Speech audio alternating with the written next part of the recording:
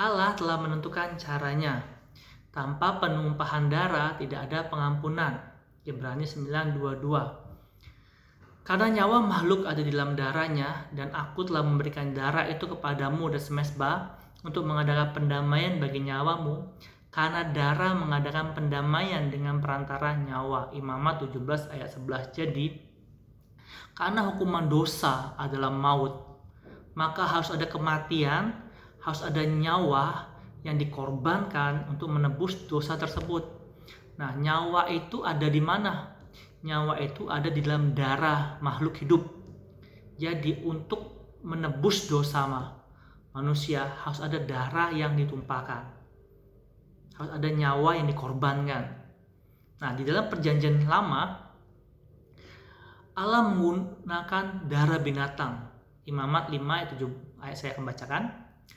Tetapi jikalau ia tidak mampu untuk menyediakan kambing atau domba, maka sebagai tebusan salah karena dosa yang telah diperbuatnya itu, haruslah ia mempersembahkan kepada Tuhan 2 ekor burung tekukur atau 2 ekor anak burung merpati. Jadi pada zaman dahulu ketika seseorang berdosa dan ingin meminta ampun, ingin memohonkan penebusan dosa, ingin memohonkan pengampunan dosa, dia harus membawa kambing atau domba untuk yang mampu, sedangkan untuk yang tidak mampu adalah 2 ekor burung tekukur atau merpati. Hewan tersebut disembelih, darah dicurahkan ke tanah, mati. Nah, imam akan mendoakan orang tersebut mengaku dosa. Tuhan, aku adalah manusia yang berdosa, aku telah melakukan dosa A, dosa B, kemudian darah binatang itu dicurahkan, binatang itu harus mati. Itu di dalam perjanjian lama sebelum kelahiran kedatangan Tuhan Yesus di dalam dunia. Nah, bagaimana di dalam perjanjian baru? Nah, masa perjanjian baru ya, masa setelah Yesus, pengampunan dosa tidak lagi menggunakan darah binatang, tetapi menggunakan darah Yesus. Suatu hari Yohanes Pembaptis, ketika dia lagi membaptis orang-orang banyak di Sungai Galilea, Yesus lewat. Nah, Yohanes Pembaptis berkata kepada muridnya seperti ini. Yohanes 1 ayat 29.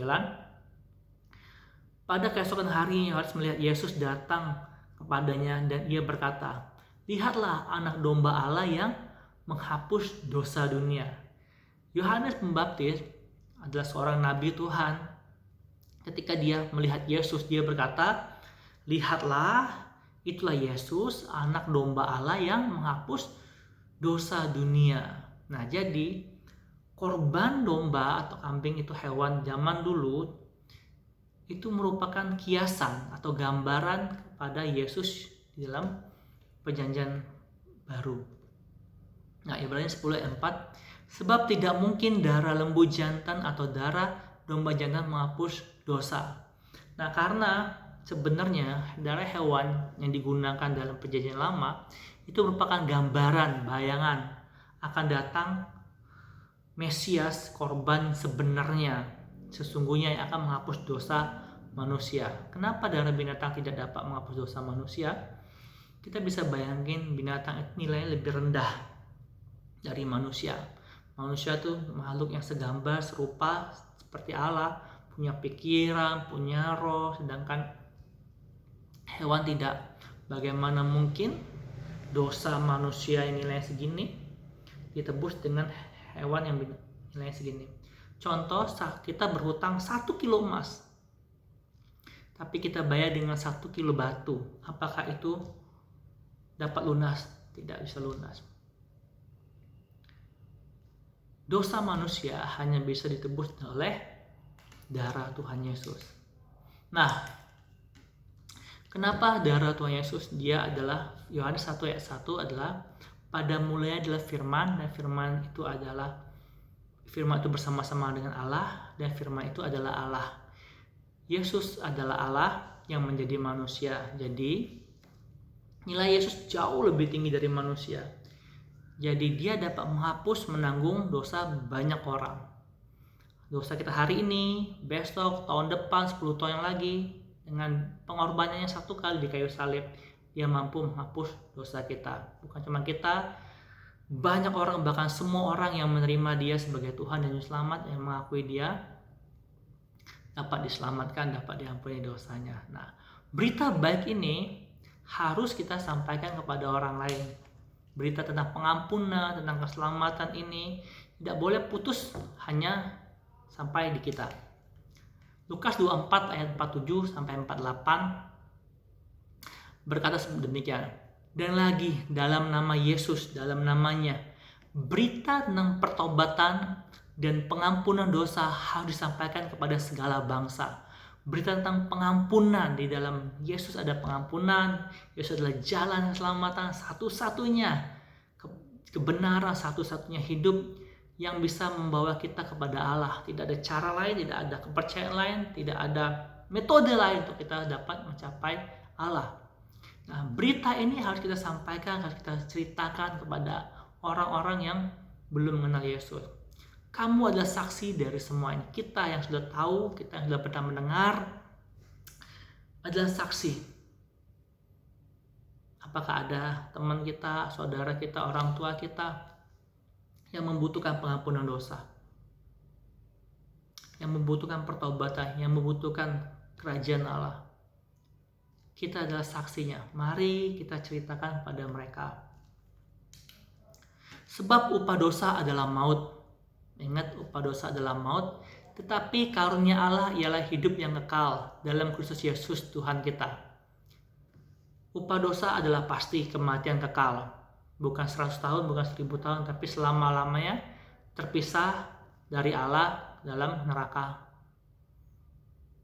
Tetapi kasih karunia Allah adalah hidup kekal di dalam Yesus Kristus. Nah, di dalam dunia ada dua jalan. Kalau kita sudah di dalam jalan hidup yang kekal, maukah kita bagikan kepada orang lain? Apakah kita rela mama kita atau papa kita masuk ke dalam maut? Orang yang kita kenal, teman kita sekolah sebangku, teman kita bermain, teman kita olahraga, teman kita jogging, teman kantor kita, cece, dedek kita, mereka selama-lama di dalam api. Apakah kita rindu keselamatan yang kita sudah terima, kita bagikan kepada mereka? Sekali lagi saya bacakan. Sebab upah dosa adalah maut, kematian kekal, tetapi karunia Allah ialah hidup yang kekal dalam Kristus Yesus. Maukah kita bagikan karunia Allah ini kepada orang lain? Ceritakan. Oh, betapa indahnya kedatangan mereka yang bawa kabar baik. Orang-orang menunggu-nunggu kabar baik dari kita. Mereka pun merindu untuk percaya, untuk diselamatkan, untuk mengalami kerajaan surga. Bukan cuma ketika mereka mati masuk surga saja, tapi pertolongan Allah selama mereka hidup di dunia ini. Mereka juga rindu. Mana sih Allah yang benar? Selamatkan ketika di dalam dunia dan ketika mereka meninggal. Sebab sesungguhnya sangat indah kedatangan mereka, kedatangan kita yang membawa kabar baik, kabar tentang pertobatan, pengampunan dosa, pertolongan dari Tuhan. Itu orang-orang nanti-nantikan. Oke.